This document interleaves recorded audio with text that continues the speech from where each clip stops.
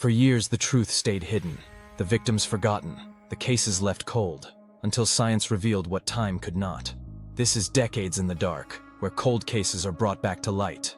A summer night at Camp Scott. It was June 12, 1977, the first night of camp.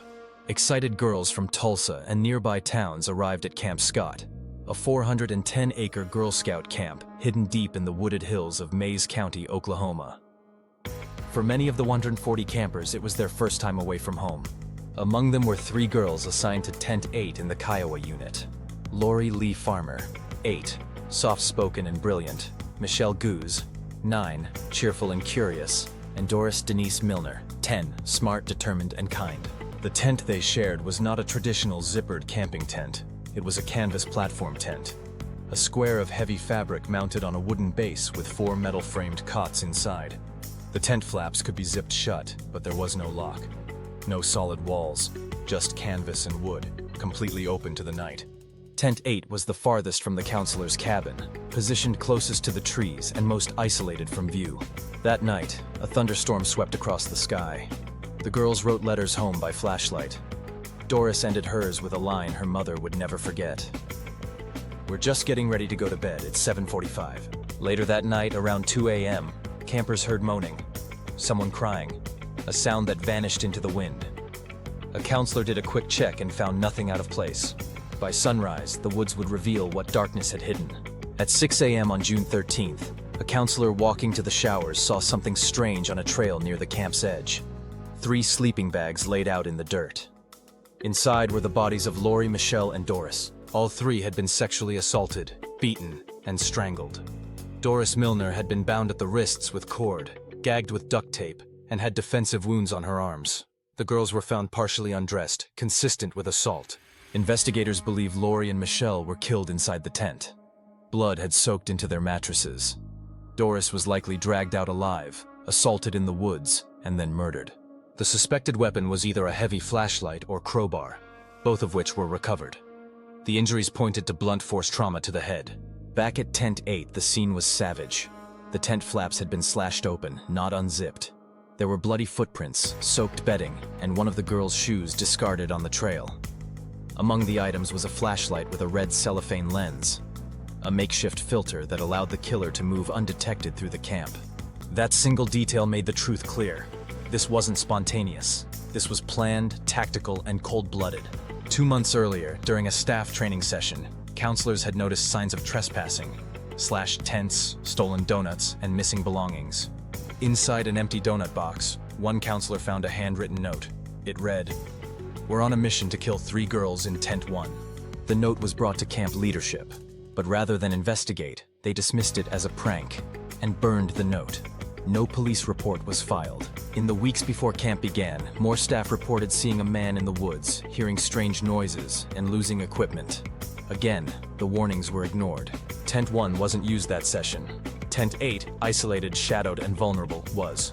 Attention quickly turned to Jean Leroy Hart, a fugitive with a violent past and deep ties to the land around Camp Scott. Hart was a member of the Cherokee Nation, born and raised just miles from where the murders took place. He was well known in the area, a former high school football star turned criminal. In 1966, he kidnapped 2 pregnant women in Tulsa. He drove them to the woods, bound their hands, duct-taped their eyes and mouths, and sexually assaulted them. He left them tied up in the forest, believing they would die.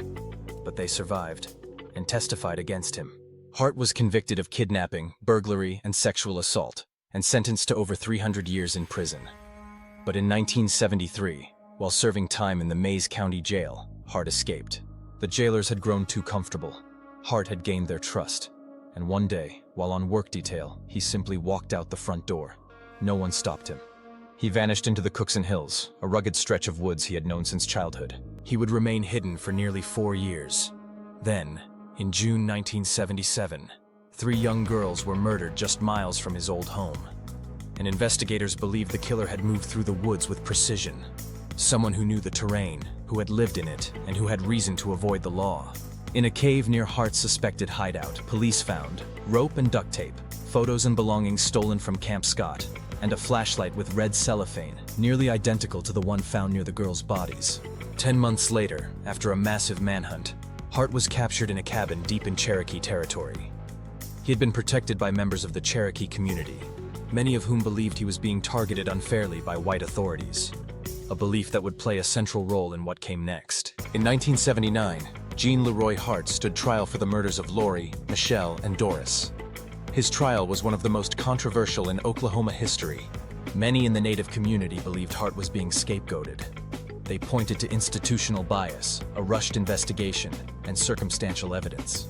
At trial, prosecutors presented evidence from the cave, rope, duct tape, and stolen items, a flashlight with red cellophane, matching the one found at camp, eyeglasses, footprints, and partial forensic samples, hair and fiber comparisons, which, by today's standards, are unreliable.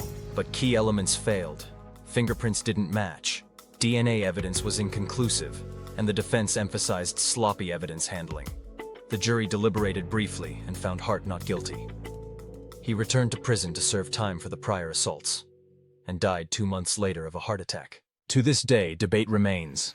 Was Jean Leroy Hart a calculated child killer, or a man wrongfully accused in a system built to condemn him?